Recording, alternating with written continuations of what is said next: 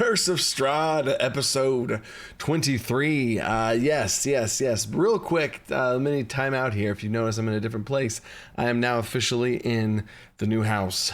We did a move. This room is bigger, but right now messier, and there's no lighting, there's no nothing. I literally set up a camera, set up a mic to be able to film this, to just talk about it. You can see the D&D table we played on. It's a bit of a work in progress right now, but from this point forward, another big thing is I'm going to be posting all of these videos, all of Curse of Strahd video breakdown recaps on the main channel now. I'm no longer going to be posting on the Dungeon Coach Plays, so that should be pretty simple. I assume that you would be following the main channel if you follow this channel. So look for those videos over there. And starting in the new place, when everything's all set up and stuff, I'm going to have those videos there. So the episode 24, the session 24 recap will be over there as well as usual. And that's the big update. So other than that, here's what happened this session.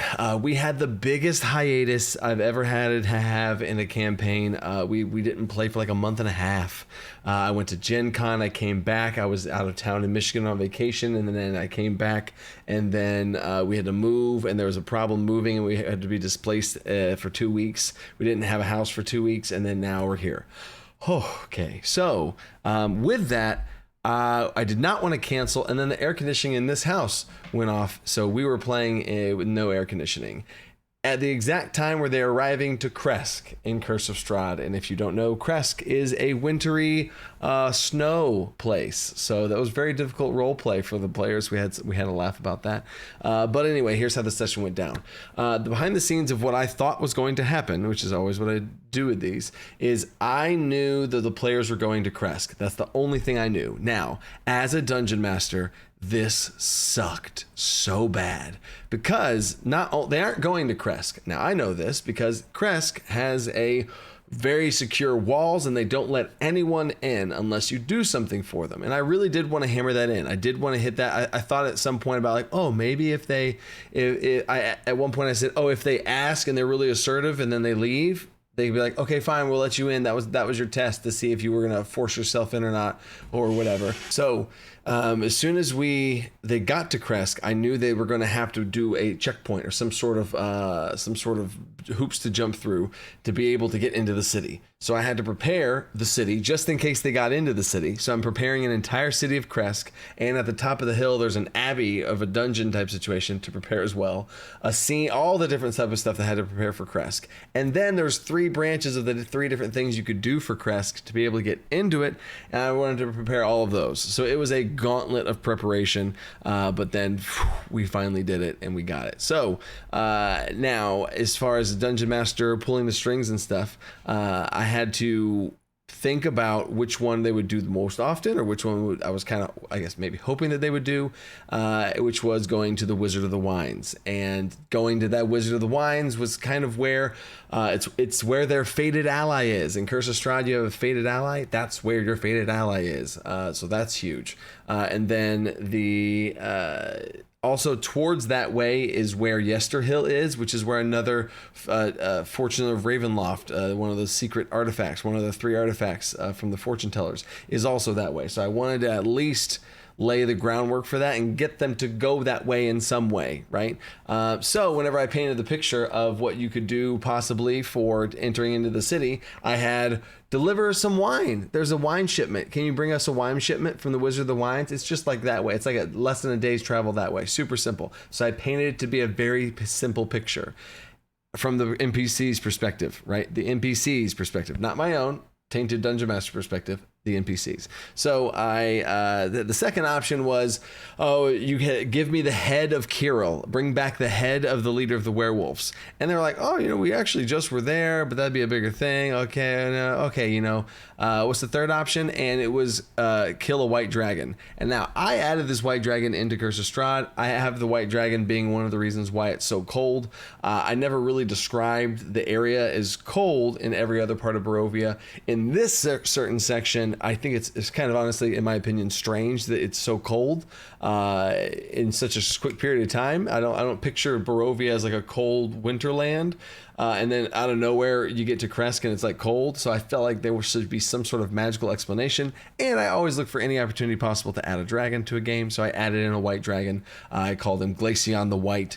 And he's somewhere around there, and he intercepts and does stuff. And I have him like working in the background of things. And also there's some connections with Strahd. There's a dragon here, and the Strahd's not worried about the dragon, but almost uses a dragon as a sparring partner to practice and get stronger, and then leaves and stuff. So there's some things going on with the dragon, but I knew that the players wouldn't take that on, although they might have. So there's that option. So there's the 3 options. They took, it's no surprise, the winery option. So they got that.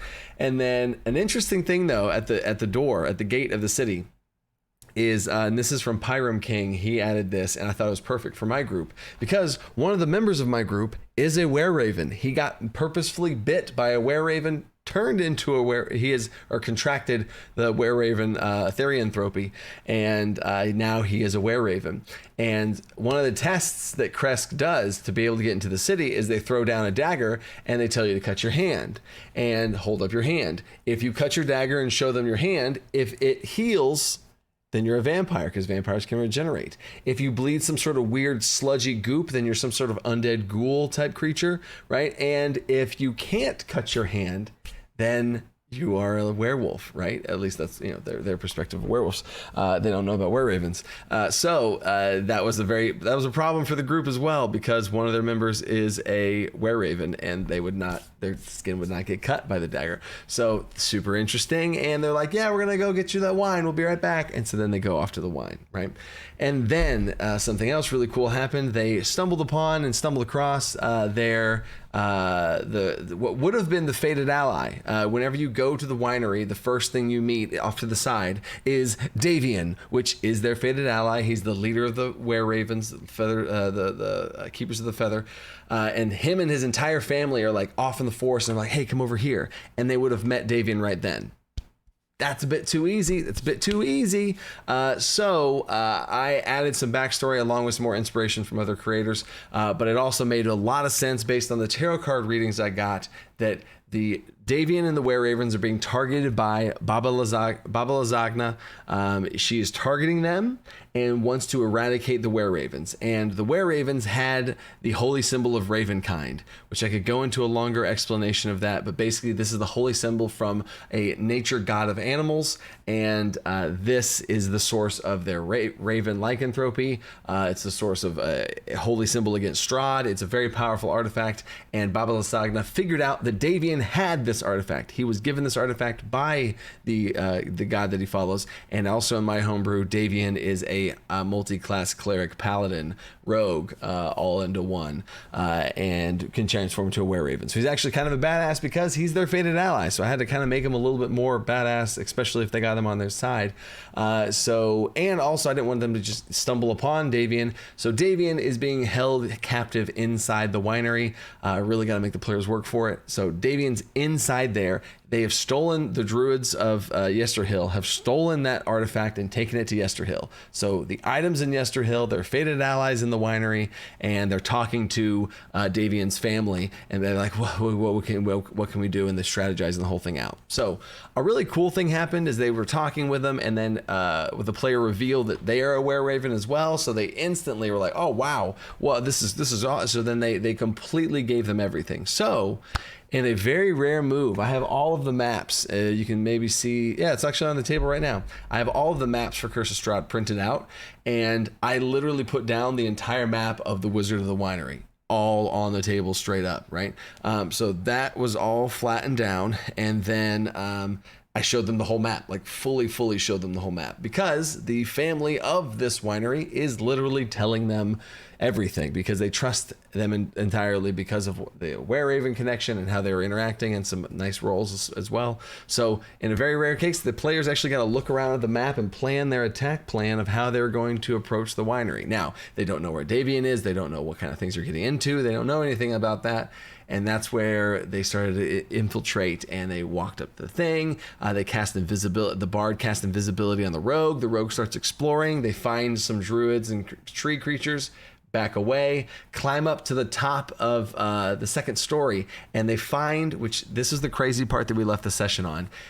And these are the moments where I'm like, wow, I never thought it would play out this way. So at the top of the winery, there is like the lead druid, and I have taken him one step farther. He is the arch druid of this little sect of druids, and he has the Galthias staff. He has this super evil staff, and this staff, if broken, this staff kills and disanimates all blights within 300 feet. So the dozens upon dozens upon dozens of blights in the area that I'm going to be describing to the players, they're going to swarm into them. It kills all of them immediately, which is insane. And so I've also added some extra super evil curse stuff with this staff.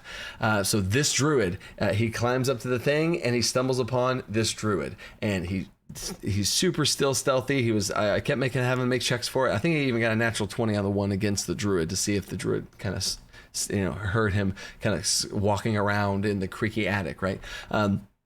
But they found this evil druid, and he's starting to explore through the house. And then I had the rest of the players make a stealth check just to see how stealthy they were outside. The druid kind of goes to the door and looks around, right?